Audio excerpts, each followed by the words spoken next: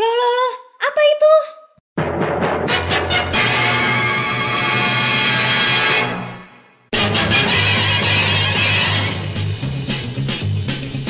Spider-Man does whatever a spider can.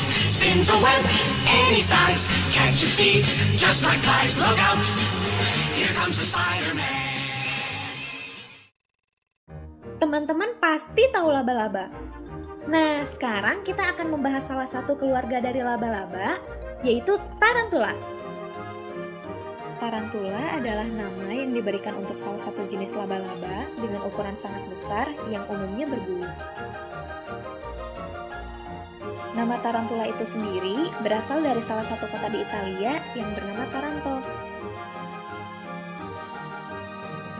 Tarantula masuk ke dalam famili Theraphosidae yang dimana sekitar 800 spesies telah berhasil diidentifikasi.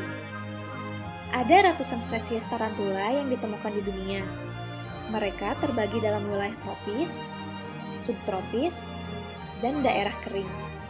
Secara umum, tarantula ini adalah hewan penggali yang hidup di tanah dan termasuk hewan nokturnal atau hidup di malam hari. Tarantula merupakan hewan predator yang biasanya diberi pakan ulat hongkong, jangkrik, dan kecoa Madagaskar. Untuk pemberiannya seminggu sekali atau 3 hari sekali.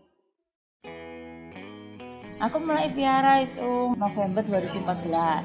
Sejak itu jadi kecanduan lah, istilahnya keracunan tarantula. Akhirnya satu demi satu nambah koleksi terus gitu. Saat ini mungkin ada sekitar 200-an di rumah. Tarantula kalau menurut aku sangat-sangat simpel ya dibandingkan dengan reptil. Karena untuk tarantula ini kita nggak perlu sih kita jemur tiap hari, kita mandiin nggak perlu. Jadi cukup kita spray istilahnya untuk menjaga kelembapannya dia aja seminggu 2 kali. Terus kemudian kita isi tempat minumnya, water dish itu kita isi penuh. Terus kita kasih makan seminggu sekali aja cukup 1 ekor jangkrik. Kalau di akup juga akupnya tuh ada di dinding-dinding, jadi tinggal kita ambil pinset, kita kasih tisu, kita basahin, kita gosok, udah bersih, nggak bau, nggak berisik. Untuk terarium kita cuma kasih substrat, istilahnya alas. Kita pakai kokopit. Kokopit ini adalah serat kelapa yang diparut itu, kemudian diayak, disaring ya sampai halus, terus kemudian dicangrai supaya dia steril, nggak gampang tumbuh kutu, tumbuh jamur. Terus kita kasih aja hiasan, mungkin kita suka ya supaya cantik, kita kasih terarium, kasih hiasan, dan pesan aja sih hiasan yang kita pilih sebaiknya yang bahannya itu lemah, jadi apa ya, nggak melukai tarantulanya, karena tarantula abdomennya sangat-sangat rapuh, kena tusuk dikit aja bisa. Kalau saya sendiri pribadi ada, kalau misalkan ada kutu itu baru saya kasih, atau keluar jamur, atau kokopitnya mati. Istilah kokopit mati kalau saya saat kita spray airnya itu kalau nggak mau meresap, berarti kokopit sudah nggak ada fungsi untuk jaga kelembapan, jadi harus kita ganti. Seperti itu. Jenis kelamin tarantula paling akurat kalau kita memakai kita pakai alat seperti mikroskop ya.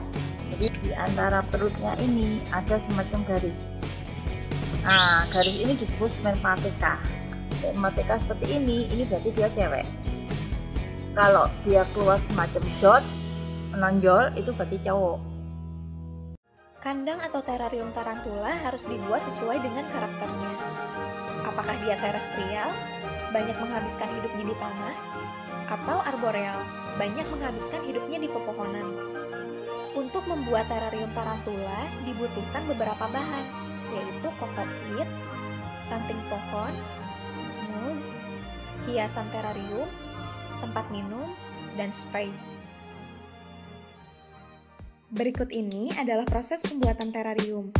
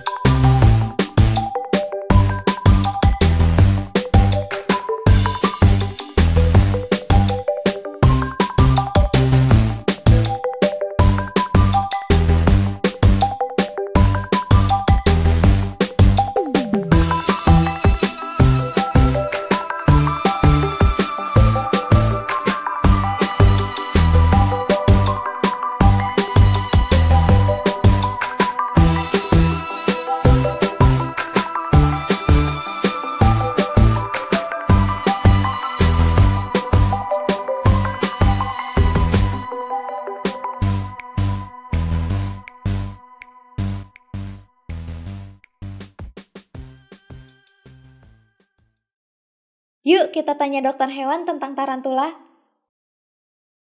Ciri-ciri tarantula yang sakit, pertama kita lihat dari fisiknya dahulu. Nah, untuk tarantula yang dia sakit, ini kakinya akan ditekuk ke dalam, jadi dia lebih mengkerut. Terus juga kita lihat dari abdomen. Dari abdomen terlihat ada dehidrasi di situ. Kemudian ada lagi yaitu dia menolak makan. Dan ada lagi yaitu kebotakan di daerah abdomen. Jadi itu ciri-ciri tarantula yang sakit atau tidak sehat.